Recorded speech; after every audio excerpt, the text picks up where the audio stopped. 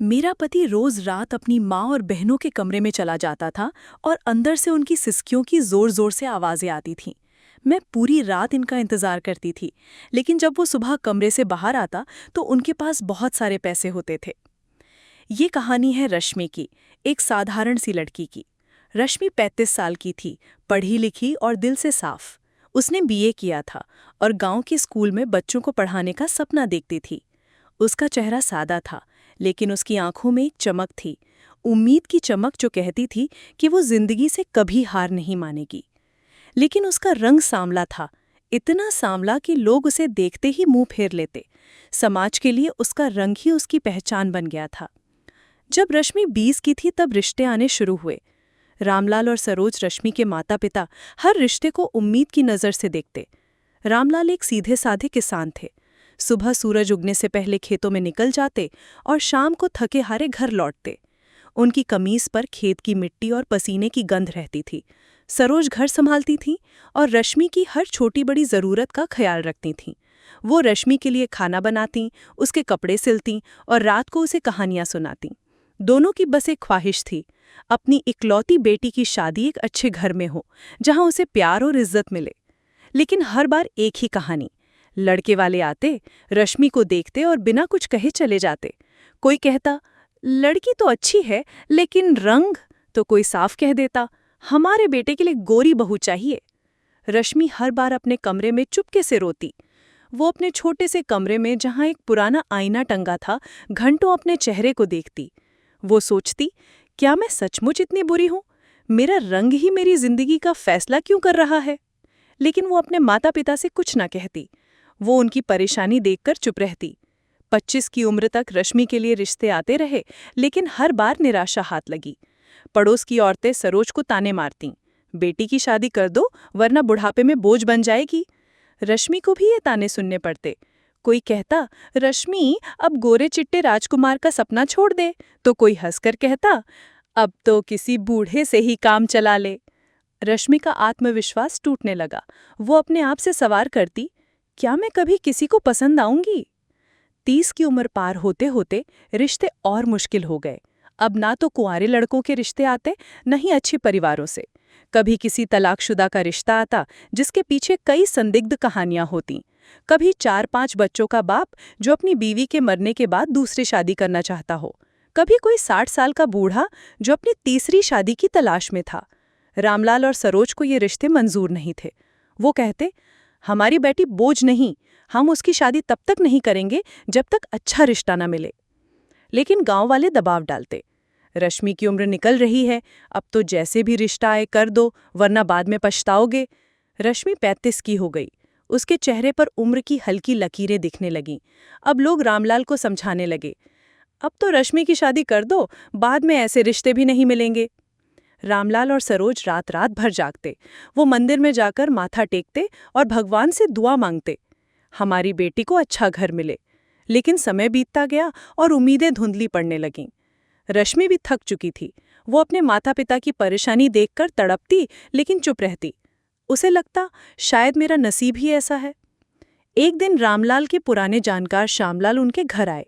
श्यामलाल शहर में रहते थे और छोटा मोटा बिजनेस करते थे। वो बोले, रामलाल, मेरे पास एक अच्छा रिश्ता है। लड़के का नाम है रमेश, उम्र 45 के आसपास, गोरा चिट्टा, स्मार्ट और अच्छा बिजनेसमैन। उसकी पहली पत्नी मर चुकी है और उसके 3 बच्चे हैं, 2 बेटियां और 1 बेटा। लेकिन वो रश्मि को खुश रखेगा। श्यामलाल ने रमेश की तस्वीर दिखाई। रमेश सचमुच जवान और हैंडसम लग रहा था। उसकी मुस्कान में एक अजीब सी चमक थी और उसे देखकर किसी को नहीं लगता कि वो 3 जवान बच्चों का बाप है। उसकी आंखों में एक आत्मविश्वास था और उसके कपड़े महंगे लग रहे थे। रामलाल को रिश्ता पसंद आ गया। सरोज ने हिचकिचाते हुए रश्मि की तस्वीर श्यामलाल को दी। कुछ ही दिनों में रमेश के परिवार ने रश्मि को पसंद कर लिया। लेकिन एक अजीब बात थी, रमेश की माँ जो घर में थीं, रश्मि को देखने नहीं आईं। न ही वो रश्मि की विदाई के लिए मायके गईं। सारी बातें सिर्फ मर्दों के बीच हुई। श्यामलाल ने कहा, रमेश की माँ बूढ़ी हैं, वो ज्यादा बाहर नहीं निकलती। रामलाल और सरोज को ये बात खटकी, लेकिन वो चुप रहे। उन्हें डर था कि कहीं ये रिश्ता हाथ से न निकल जाए। रश्मि को भी ये बात अजीब लगी। उसने अपनी माँ से पूछा, रमेश की माँ मुझे देखने क्यों नहीं आई? सरोज ने सिर्फ इतना कहा, बेटी वो बूढ़ी हैं, तू फिक्र मत कर। रश्मि ने माता पिता की खुशी के लिए हाँ कर दी, लेकिन उसे अंदर ही अंदर बेचैनी थी। शादी से 2 दिन पहले रश्मि ने देखा कि उसके माता पिता बहुत परेशान थे। सरोज उसे देखकर रो रही थीं। वो बोली, बेटी, ससुराल में हर हाल में गुजारा करना, अपने घर को जोड़े रखना। रश्मि समझ गई कि वो कुछ छुपा रहे हैं। उसने पूछा, माँ, क्या बात है? आप लोग इतने परेशान क्यों हैं? सरोज ने सिर्फ इतना कहा, बेटी तू बस खुश रह। रश्मि ने और सवाल नहीं किए। उसे लगा कि शायद माता पिता उसकी विदाई के दुख में रो रहे हैं। शादी सादगी से हो गई। रमेश और रश्मि ने शहर के एक छोटे से मंदिर में रस्में पूरी की। मंदिर पुराना था और वहां सिर्फ पुजारी और कुछ स्थानीय लोग थे। कोई बारात नहीं आई, न ही रमेश के परिवार से कोई रिश्तेदार। रश्मि की विदाई के वक्त उसका पूरा परिवार फूट फूट कर रोया। सरोज ने उसे गले लगाया और कहा, बेटी हमेशा हिम्मत रखना। रामलाल की आंखें नम थीं, लेकिन वो चुप रहे। उसे लगा कि वो कुछ कहना चाहते हैं, लेकिन चुप रह गए। रमेश उसे अपनी कार में बिठाकर सीधे ससुराल ले गया।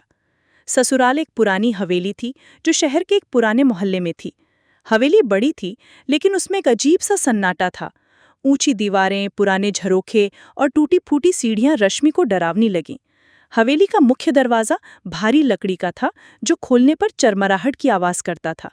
अंदर का आंगन बड़ा था, लेकिन वहां धूल जमी थी, जैसे सालों से कोई मेहमान न आया हो। हवेली के बाहर मोहल्ले की गलियां सकरी थीं और लोग रश्मि को अजीब नजरों से घूर रहे थे। कुछ औरतें आपस में फुसफुसा रही थीं और रश्मि को देखकर रुक गईं। रश्मि को बेचैनी हुई, लेकिन उसने सोचा, शायद नई बहू को देखने की उत्सुकता है। ससुराल में रश्मि ने रमेश के बच्चों को देखा। दोनों बेटियां संध्या और रीना 25-27 साल की थीं। दोनों खूबसूरत थीं, लेकिन उनके कपड़े चमकीले और उत्तेजक थे। संध्या ने लाल लिपस्टिक और भारी मेकअप किया था। उसकी आंखों में एक अजीब सी चमक थी जो रश्मि को असहज कर रही थी।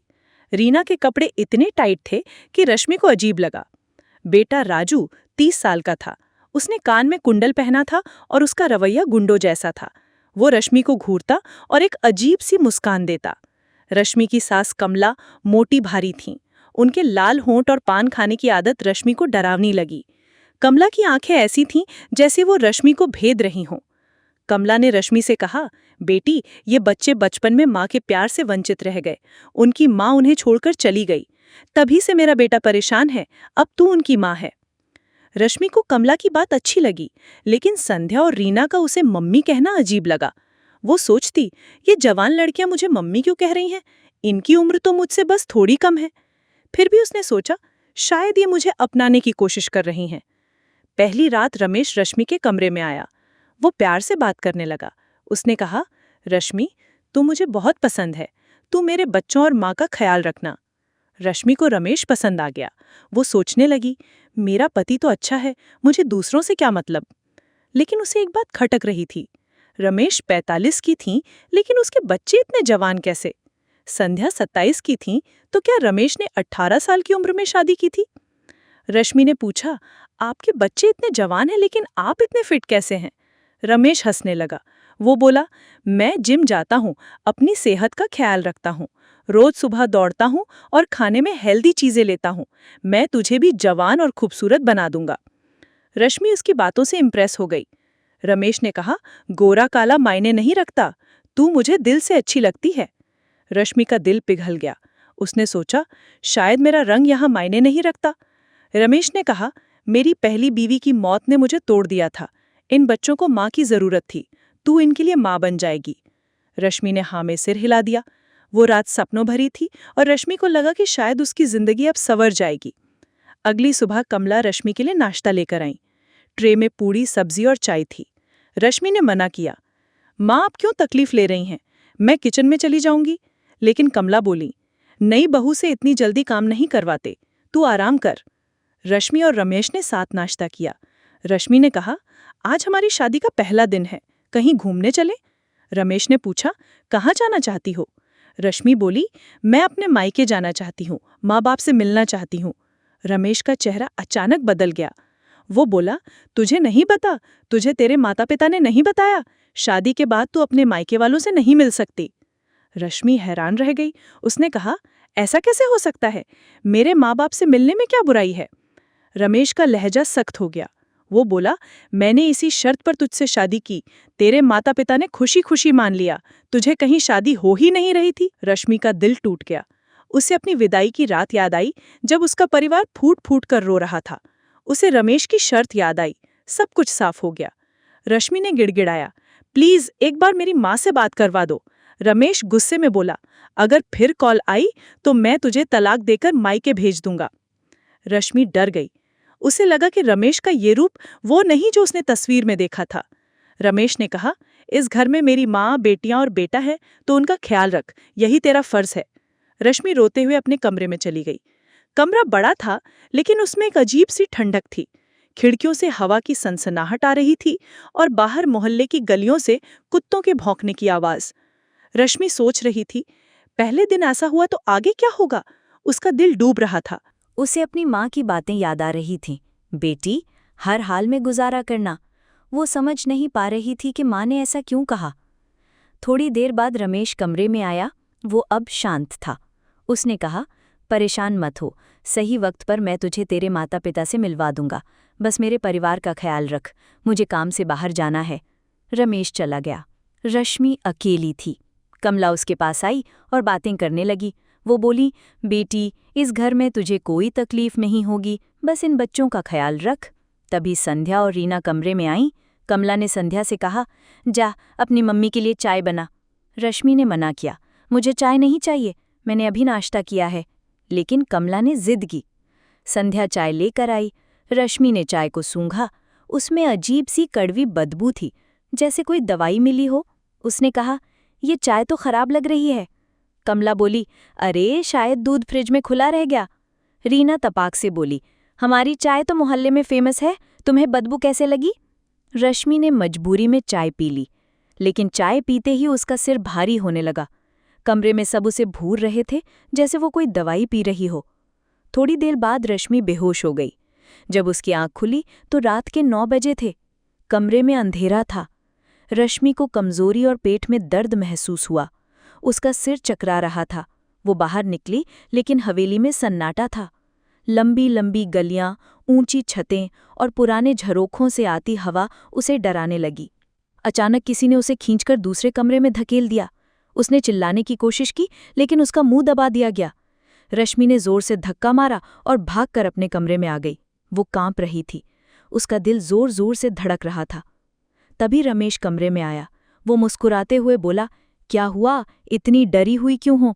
रश्मि ने कहा, किसी ने मुझे दबोच लिया था। रमेश हंसने लगा। वो बोला, अरे वो मैं ही था, तुझे डराने का मन किया। इस घर में मेरे अलावा कौन होगा? रश्मि को यकीन नहीं हुआ। उसे वो हाथ पुरुष के लगे थे, लेकिन रमेश के नहीं। फिर भी वो चुप रही। रमेश ने कहा, चल खाना खा ले। रश्मि ने मना किया, मुझे भूख नहीं, सिर में दर्द है। रमेश बोला, चल मैं कॉफ़ी बनाता हूँ। रश्मि ने फिर मना किया, लेकिन रमेश जिद करने लगा। उसने कॉफ़ी बनाकर दी। रश्मि ने कॉफ़ी पी ली और फिर बेहोश हो गई। अगली सुबह 10 बजे उसकी आंख खुली। उसे गुस्सा आया। वो समझ गई कि चाय और कॉफ़ी में कुछ मिलाया जा रहा है। उसने ठान लिया, अब मैं इनका दिया कुछ खाऊंगी पीऊंगी नहीं। अगले दिन रश्मि ने घर के सारे काम किए। किचन में पुराने बर्तन, धूल भरे रैक और टूटी टाइलें थीं, लेकिन घर में एक अजीब सी खामोशी थी। कमला, संध्या और रीना अपने कमरों से नहीं निकलती थी। रमेश और राजू सुबह नौकरी पर जाते और रात में लौटते। रश्मि की कमजोरी बढ़ती गई। उसे नींद भी बहुत आती थी, भले ही वो कुछ ना खाए पिए। वो सोचती, ये क्या हो रहा है, मेरे साथ ऐसा क्यों हो रहा है? क्या इस घर में कोई साजिश चल रही है?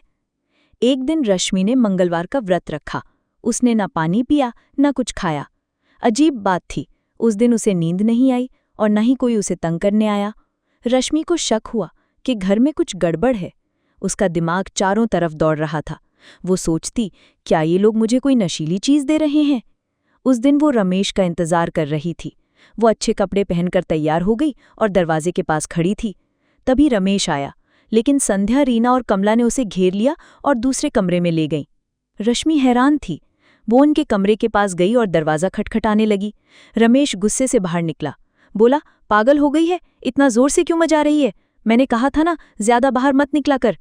रश्मि ने कहा, ये मेरा घर भी तो है, मैं आपसे बात करना चाहती हूँ। रमेश ने उसे धक्का मारा और बोला, जा अपने कमरे में, जब मेरा मन होगा मैं बात करूंगा। रश्मि बाहर खड़ी रही। उसने दरवाजे पर कान लगाया। अंदर धीमी धीमी बातें हो रही थी। उसने खिड़की हल्के से खोली। अंदर 6 लोग थे। संध्या, रीना, कमला, रमेश, राजू और एक अजनबी। वो अजनबी रमेश को नोटों की गड्डी दे रहा था। रश्मि के होश उड़ गए। वो अपने कमरे में आई और सोचने लगी, ये क्या हो रहा है? ये अजनबी कौन था? रमेश को पैसे क्यों दे रहा था? रमेश बाद में कमरे में आया। उसके हाथ में कॉफी थी। वो बोला, पी ले, तेरा मूड ठीक हो जाएगा। रश्मि ने गुस्से में कहा, इस चाय कॉफी में क्या मिलाते हैं? मुझे बेहोश क्यों करना चाहते हैं? रमेश बोला, पागल हो गई, मैं तेरी फिक्र करता हूं। अब तू घर के काम संभाल, ज्यादा फ्री रहने से उल्टे ख्याल आते हैं। रश्मि ने डर के मारे कॉफी पी ली। उसकी आंखें फिर लग गईं। सुबह उसकी हालत खराब थी। कमला ने कहा, अब तू घर की जिम्मेदारी संभाल। रश्मि ने काम शुरू किए, लेकिन संध्या और रीना कोई काम नहीं करती थी। कमला पान खाती और रश्मि को घूरती। रश्मि को कमला शुरू से ही अजीब लगती थी। उसकी आंखों में एक डरावनी चमक थी, जैसे वो कोई रहस्य छुपा रही हो। एक दिन रश्मि कपड़े धो रही थी। उसने देखा कि राजू उसे अजीब नज़रों से घूर रहा है। वो पास आया और रश्मि की कमर पर हाथ रखने की कोशिश की। रश्मि डर गई। उसने डांटा, ये क्या कर रहे हो? राजू घबराकर बोला, मम्मी मुझे पानी चाहिए था। वो भाग गया। रश्मि का शरीर कांप रहा था। उसे लगा कि इस घर का माहौल कुछ ठीक नहीं। संध्या और रीना भी अजीब कपड़े पहनती थीं, चमकीले, उत्तेजक, जैसे वो कोई मॉडल हों। एक दिन दूध वाला आया। रश्मि दूध लेने गई तो मोहल्ले की औरतें उसे घूरने लगीं। एक औरत बोली, तुम इस घर की नई बहू हो, न जाने कितनी बहुएं यहाँ आ चुकी हैं। रश्मि कुछ पूछे तभी कमला ने उसे अंदर खींच लिया। कमला गुस्से में बोली, मोहल्ले की औरतों से बात करने की जरूरत नहीं। रमेश को पता चला तो तेरा बुरा हाल होगा। रश्मि को शक गहरा हो गया। उसे मोहल्ले की औरतों की बात याद आई। उसने ठान लिया कि वो सच जानकर रहेगी। एक दिन जब घर के सारे लोग सो रहे थे, रश्मि छत पर गई। उसने सामने वाली छत पर पत्थर फेंके ताकि कोई बाहर आए। एक पड़ोसन शांति खिड़की पर आई। रश्मि ने उसे आवाज दी और छत पर बुलाया। शांति अपनी छत पर आई। रश्मि ने कहा, आप लोग मुझे गली में देखकर क्या कह रहे थे? इस घर के बारे में सब बताइए, मैं यहाँ बहुत परेशान हूँ। शांति ने डरते हुए कहा, मेरा नाम मत लेना। ये घर कोई ससुराल नहीं, एक कोठा है। रमेश, कमला, संध्या और रीना गैंग चलाते हैं। वो लड़कियों को शादी के बहाने लाते हैं, बेहोश करते हैं और उनकी इज्जत बेचते हैं। राजू कमला का बेटा है जो लड़कियों पर नजर रखता है। रश्मि के पैरों तले जमीन खिसक गई। शांति ने कहा, हमने कई बार पुलिस में शिकायत की, लेकिन ये लोग पैसा देकर बच जाते हैं। तुम जल्दी भाग जा, वरना ये तुझे बर्बाद कर देंगे। रश्मि के होश उड़ गए। उसे समझ आया कि चाय कॉफी में नशीली दवाई मिलाई जा रही थी। उसे अपनी विदाई की रात याद आई, जब उसका परिवार रो रहा था। उसे रमेश की शर्त याद आई। सब कुछ साफ हो गया। रश्मि ने ठान लिया कि वो इस जाल से निकलेगी। उसने रमेश का फ़ोन चुराया और पुलिस को कॉल की। उसने सारी बात बताई और कहा, आप रात 10 बजे के बाद आएं, मैं इन्हें रंगे हाथों पकड़वाऊंगी। अगली रात रमेश ने फिर कॉफ़ी दी। रश्मि ने नाटक किया कि उसने पी ली, लेकिन उसे कीचड़ में फेंक दी। वो सोने की एक्टिंग करने लगी। रात 10 बजे रमेश आया। उसने एक अजनबी को रश्मि के कमरे में भेजा। जैसे ही अजनबी ने रश्मि को छुआ, पुलिस ने छापा मारा। सायरन की आवाज़ से हवेली गूंज उठी। पुलिस ने अजनबी को पकड़ लिया। उसने कबूल किया कि उसने रमेश को पैसे दिए थे। मोहल्ले वालों ने भी गवाही दी कि ये गैंग सालों से लड़कियों को फंसाता है। रमेश, कमला, संध्या, रीना और राजू गिरफ्तार हो गए। रश्मि अपने माता पिता के पास लौट आई। रामलाल और सरोज शर्मिंदगी से बोले, हमें शक था, लेकिन हमें नहीं पता था कि वो इतने गिरे हुए हैं। रश्मि ने कहा, आपने मेरी भलाई चाही, अब मुझे शादी पर भरोसा नहीं। आज रश्मि 40 की है। उसने शादी नहीं की। वो गांव के स्कूल में पढ़ाती है, अपने बूढ़े माता पिता की सेवा करती है और आत्मनिर्भर है। वो कहती है, उस घिनौनी जिंदगी से बेहतर मेरी ये आज़ादी है। मैं अपनी मर्जी से जी रही हूँ। दोस्तों, अगर ये कहानी आपके दिल को छू गई तो लाइक करें, शेयर करें और सब्सक्राइब करें।